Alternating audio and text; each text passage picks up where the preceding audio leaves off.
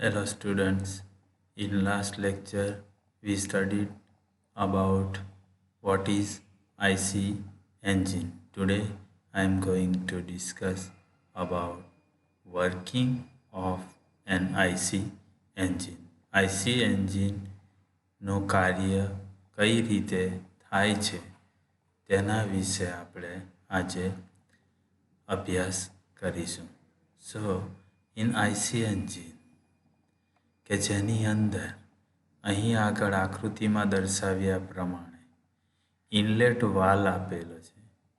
એ inlet valve દ્વારા જો petrol engine હોય તો એર અને પેટ્રોલનું મિક્સચર ઇનલેટ વાલ્વ દ્વારા સિલિન્ડરની અંદર એટલે કે આ પિસ્ટન છે, પિસ્ટનની ઉપરના ભાગ ઉપર દાખલ થશે. ત્યારબાદ જેવું એર અને ફ્યુઅલ એટલે કે પેટ્રોલનું મિક્સચર ઇનલેટ વાલ્વ દ્વારા અંદર દાખલ થશે તે દરમિયાન પિસ્ટન ઉપરથી નીચેની તરફ ગતિ કરશે. હવે આ પિસ્ટન નીચે આવે છે જે દરમિયાન એર અને પેટ્રોલનું મિક્સચર અંદર દાખલ થાય છે. ત્યારબાદ આ પિસ્ટન ઉપરની તરફ જશે અને ઉપરની તરફ જશે એટલે એર અને પેટ્રોલનું મિક્સચર કોમ્પ્રેસ થશે અને કોમ્પ્રેસ થયેલું એર અને પેટ્રોલનું મિક્સચર ત્યારબાદ સ્પાર્ક પ્લગ દ્વારા સ્પાર્ક ઉત્પન્ન થશે અને જેના દ્વારા એર અને પેટ્રોલનું મિક્સચરનું દહન થશે, સળગી ઉઠશે અને સળગતા અથવા તો દહન થતાં જ એની અંદરથી ફ્લ્યુ ગેસીસ એટલે કે હોટ ગેસીસ પેદા થશે. જે હોટ ગેસીસ પિસ્ટનને નીચેની તરફ ધક્કો મારશે અને નીચેની તરફ ધક્કો મારશે એટલે પિસ્ટન નીચેની તરફ ગતિ કરશે. પિસ્ટન નીચેની તરફ ગતિ કરે એટલે કનેક્ટિંગ રોડ અને ક્રેન્ક દ્વારા ક્રેન્કશાફ્ટ ઉપર ગતિ ટ્રાન્સફર થશે. આ ક્રેન્કશાફ્ટ રોટરી મોશન એટલે ગોળ ફરશે એટલે પિસ્ટનની રેસિપ્રોકેટિંગ મોશન જે ક્રેન્કશાફ્ટ ઉપર રોટરી મોશનની અંદર કન્વર્ટ થશે. ત્યારબાદ જે દહન થયેલા વાયુઓ છે તે વાયુઓ પિસ્ટન ઉપરની તરફ ફરીથી ધક્કો મારશે અને આ જે બીજો વાલ્વ આપેલો છે જે એક્ઝોસ્ટ વાલ્વ કહેવામાં આવે છે એ એક્ઝોસ્ટ વાલ્વ દ્વારા એન્જિનના સિલિન્ડરની અંદરથી બહાર નીકળી જશે. એટલે અહીં આગળ પેટ્રોલની અંદર રહેલી રાસાયણિક એનર્જી એટલે કે chemical energy, the chemical energy present in the petrol which is first converted into heat energy and then that heat energy will convert into mechanical work. આમ આઈસી એન્જિનમાં પેટ્રોલમાં જે કેમિકલ એનર્જી રહેલી છે એટલે કે રાસાયણિક એનર્જી રહેલી છે જે એન્જિનની સિલિન્ડરની અંદર દહન થયા બાદ જેનું હીટ એનર્જીમાં રૂપાંતર થશે અને એ હીટ એનર્જીનું ત્યારબાદ ક્રેન્કશાફ્ટ ઉપર મિકેનિકલ વર્ક એટલે કે રોટરી મોશનની અંદર રૂપાંતર થાય છે. This one is the working of an IC engine. Next, we will see different words or different terms which is used in study of an IC engine. IC એન્જિનમાં ઉપયોગમાં લેવાતા પારિભાષિક શબ્દો.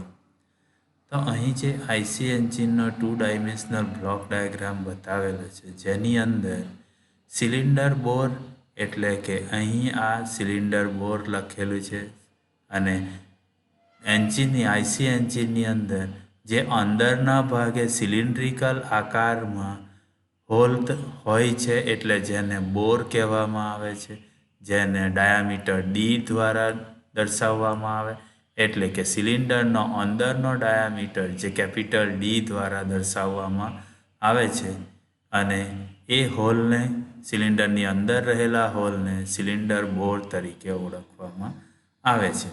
ત્યારબાદ પિસ્ટન વિસ્તાર એરિયા ઓફ પિસ્ટન પિસ્ટનનો એરિયા એટલે કે piston જે cylinder બોરની અંદર રેસિપ્રોકેટ થાય છે એ પિસ્ટન પણ એનો ક્રોસ સેક્શન ગોળ હોય છે તો જ એ સિલિન્ડર જે ગોળાકાર સિલિન્ડર છે એની અંદર રેસિપ્રોકેટ થઈ શકે તો ગોળ પિસ્ટનનો એરિયા જેનો ક્રોસ સેક્શનલ એરિયા થશે π/4 ઇન્ટુ d સ્ક્વેર.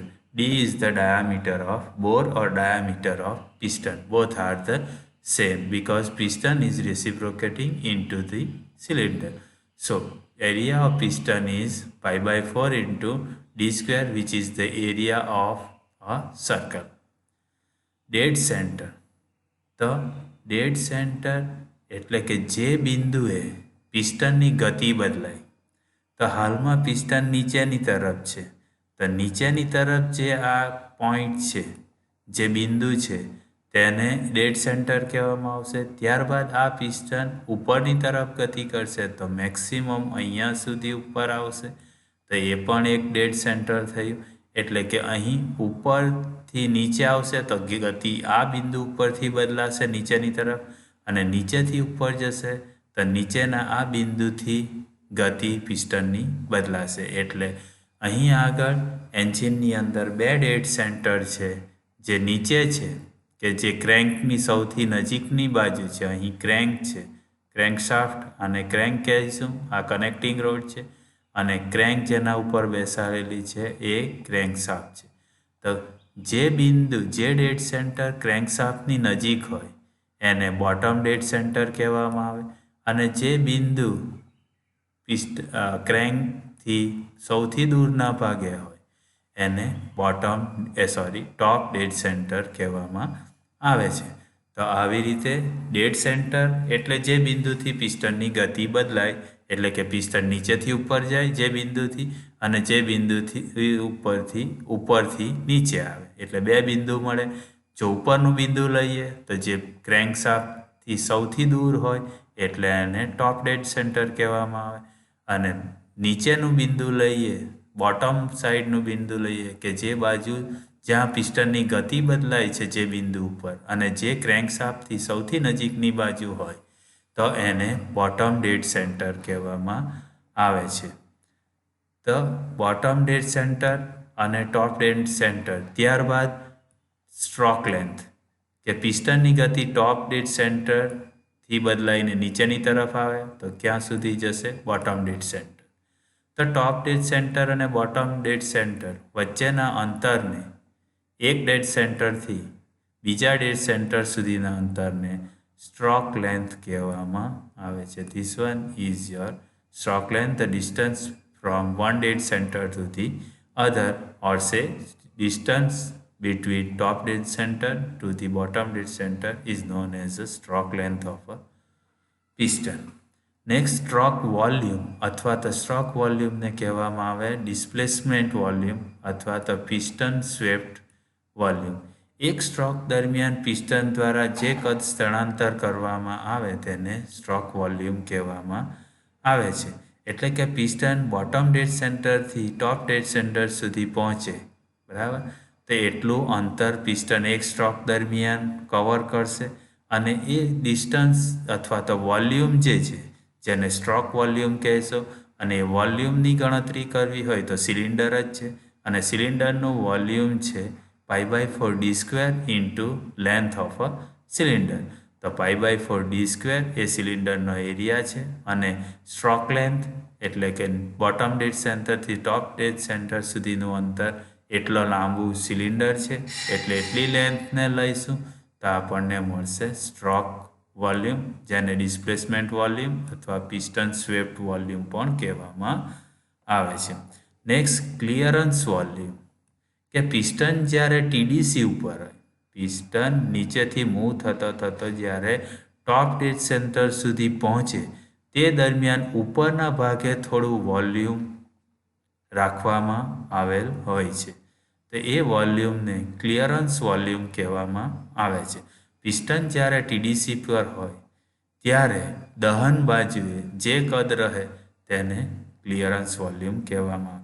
પિસ્ટન ટોપ ડેડ સેન્ટર ઉપર પહોંચી જાય છે તો અહીં આગળ જે જગ્યા રહે છે, જે વોલ્યુમ રહે છે, અહીં આગળ પેટ્રોલ અથવા ડીઝલનું દહન થવાનું છે, તો તેને એટલા ભાગને ઉપરના ભાગને ક્લિયરન્સ વોલ્યુમ કહેવામાં આવે છે. Next, what is cylinder volume? Cylinder volume is summation of swept volume plus clearance volume. Swept volume અને ક્લિયરન્સ વોલ્યુમનો સરવાળો કરશો તો તમને સિલિન્ડર વોલ્યુમ મળશે. અને કોમ્પ્રેશન રેશિયો શોધવું હોય તો it is a ratio of cylinder volume to the clearance volume. સિલિન્ડરનું વોલ્યુમ અને ક્લિયરન્સ વોલ્યુમના ગુણોત્તરને અથવા ભાગાકારને કોમ્પ્રેશન રેશિયો સ્મોલ આર દ્વારા દર્શાવવામાં આવે છે, જેને કોમ્પ્રેશન રેશિયો તરીકે ઓળખવામાં આવે છે. So compression ratio is the ratio of cylinder volume to the clearance volume. Next, piston speed. 1 મિનિટમાં પિસ્ટન દ્વારા કપાતા અંતરને પિસ્ટન સ્પીડ કહેવામાં આવે છે. So piston speed is equal to 2 times L into N. Next, we will see the classification of an IC engine in next lecture.